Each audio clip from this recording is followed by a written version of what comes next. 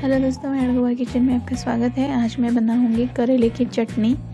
तो आइए देखिए इसके लिए हमें क्या क्या लेना है। ये देखिए ये एक करेला मैंने लिया है, ये बारीक ऐसे पीसेस कर लिए हैं। तो आइए शुरुआत करते हैं। पहले एक कढ़ाई में हमें 2 चम्मच तेल डालना है।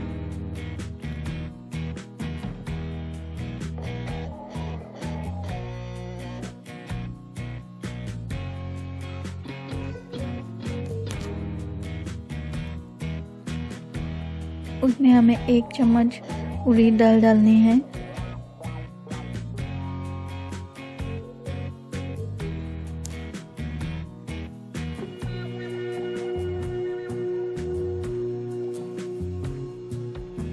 ये देखिए 1 चम्मच उड़द दाल डालनी है। और जो करेला हमने काट के रखा है वो हम इसमें भुनेंगे अच्छे से। ये देखिए ये हमें भूनना है जब तक कि ये अच्छे से पक ना जाए, अच्छे से ब्राउन कलर से आ ना जाए, तब तक हमें इसे भूनना है। हमें इसे इसलिए भूनना है ताकि इसमें जो कड़वाहट रहती है वो चली जाए, वो अच्छे से पक जाए। अगर हम ऐसे ही ये मिक्सर में से निकालेंगे चटनी बनाने के लिए तो ये चटनी हमारी पूरी कड़वी बन जाएगी। तो हमें इसलिए पहले तेल में इसे फ्राई करके लेना है।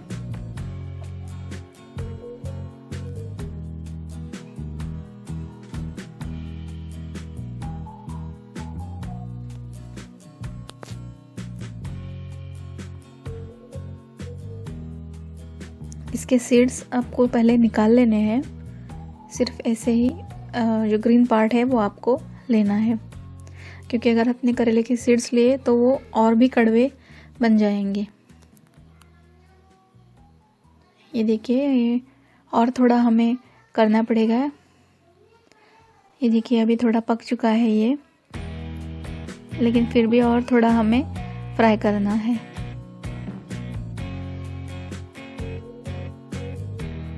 ये पूरी तरह से पक जाएगा और 5 मिनट तक पकाने से।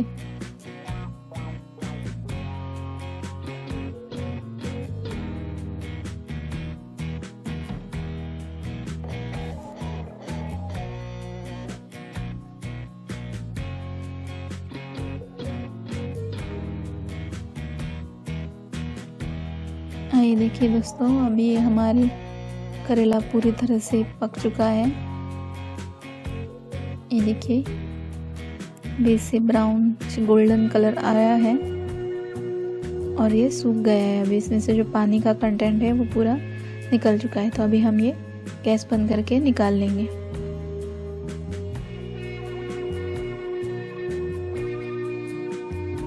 तो अब हम इसे मिक्सर में निकालेंगे।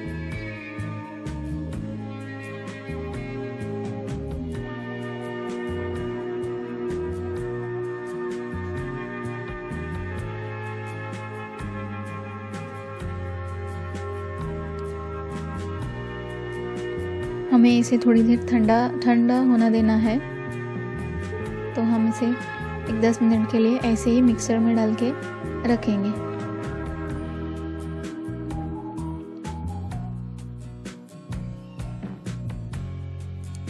नॉर्मली करेला किसी को पसंद नहीं होता है क्योंकि इसकी कड़वाहट की वजह से, लेकिन इस तरह से अगर आप चटनी बनाएंगे तो करेला का कड़वाहट आपको पता नहीं चलेगा और बहुत ही टेस्टी चटनी बन जाएगी।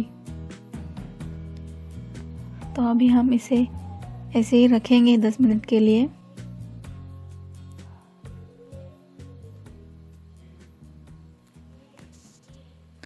तो अभी 10 मिनट हो चुके हैं। अभी मैं ये करेला इसमें बाकी के इंग्रेडिएंट्स मिलाऊंगी।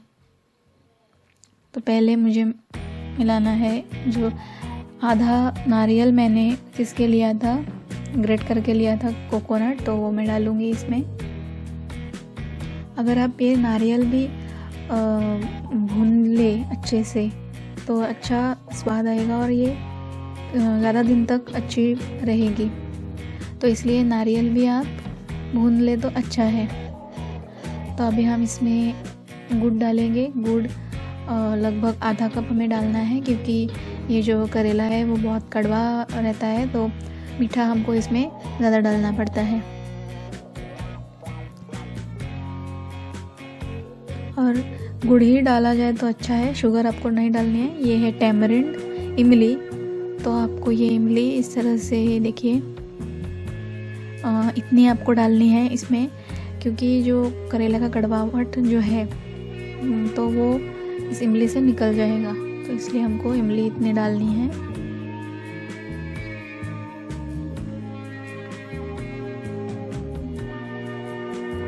बाद में हमें इसमें डालना है कोरिएंडर पाउडर, आधा चम्मच कोरिएंडर पाउडर।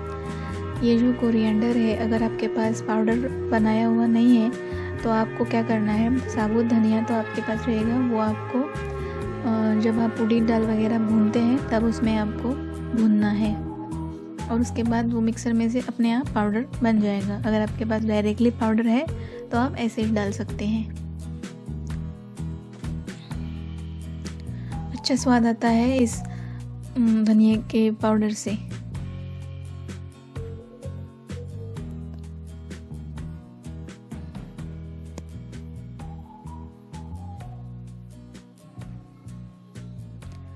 उसके बाद हमें इसमें डालना है लाल मिर्च पाउडर, 1 छोटा चम्मच लाल मिर्च पाउडर। अभी लाल मिर्च पाउडर के साथ भी वैसा ही है, अगर आपके पास लाल सूखी मिर्च है तो आप वो भी, जो उड़द दाल वगैरह हम भून रहे थे करेला वगैरह, तब उसमें जो लाल मिर्च पाउडर है वो भी भूनना है। अगर छोटी है तो आप 2-3 डाल सकते हैं, अगर बड़ी है तो 1-2 डालेंगे तो अच्छा रहेगा, नहीं है तो आपको ये पाउडर ही डालना है उसमें। तो अभी हम इसमें डालेंगे और दूसरे इंग्रेडिएंट्स, जैसे कि आपको उसमें डालना है हल्दी पाउडर। हल्दी पाउडर ज़्यादा नहीं डालेंगे, क्योंकि उसको नहीं तो फिर येलोविश कलर आएगा, तो हमको उतना भी येलो नहीं बनाना है इस चटनी को। इसके बाद हम इसमें स्वाद अनुसार नमक डालेंगे।